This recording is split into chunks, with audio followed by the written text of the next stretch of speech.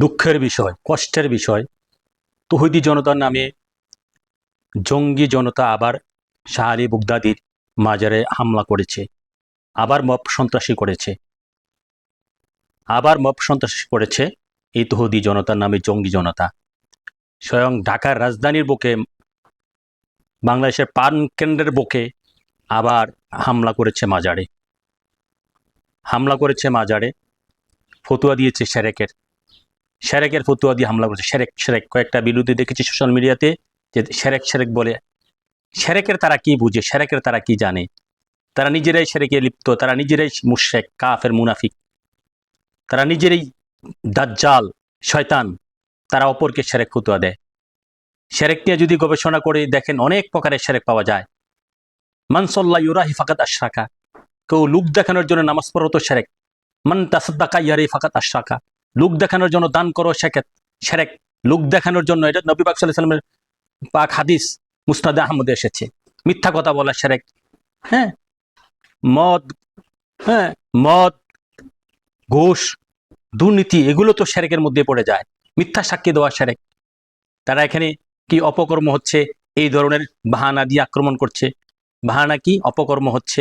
হ্যাঁ, অপকর্ম তো বাংলাদেশের প্রতিটা ব্যাংকে হচ্ছে। সুদের অপকর্ম এক প্রকার সেরেক। এটা পারবেন ব্যাংকগুলো ভেঙে দিতে?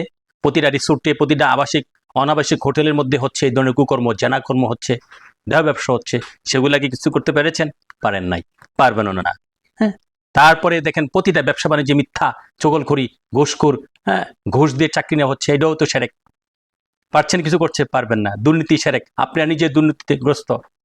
আপনারা মানুষকে কি অপকর্ম, সেরেকের ফতুয়া দিয়ে আপনাদের মাদ্রাসাগুলোতে যে দর্শন হচ্ছে, হ্যাঁ, 8 বছরের, 10 বছরের, 12 বছরের বালিকাগুলোকে দর্শন করা হচ্ছে, সেগুলোর কোনো বিচার করতে পেরেছেন? আপনারা আবার দর্শকের সাফাই গাইতেছেন। আপনাদের হাজার হাজার কমি মাদ্রাসাগুলোতে বলৎকার হচ্ছে, সেগুলার পক্ষে আপনারা সাফাই গাচ্ছেন। সেগুলা কোনো বিচার করছেন না, সেগুলার বিরুদ্ধে কিছু বলছেন না। সেখানে সেরেক হচ্ছে না, সেখানে মুনাফিকি হচ্ছে না, শুধু মাজারগুলাতে হচ্ছে। আল্লাহ রাসূল আপনাদেরকে হেদায়েত করুক।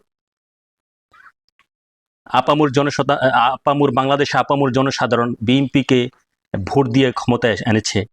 বিএনপি স্বরাষ্ট্রমন্ত্রী সালাউদ্দিন সাহেব বলেছেন যে বাংলাদেশে মব সন্ত্রাস শেষ। তার বক্তব্যের পরেও আরো 2টা হামলা হয়েছে।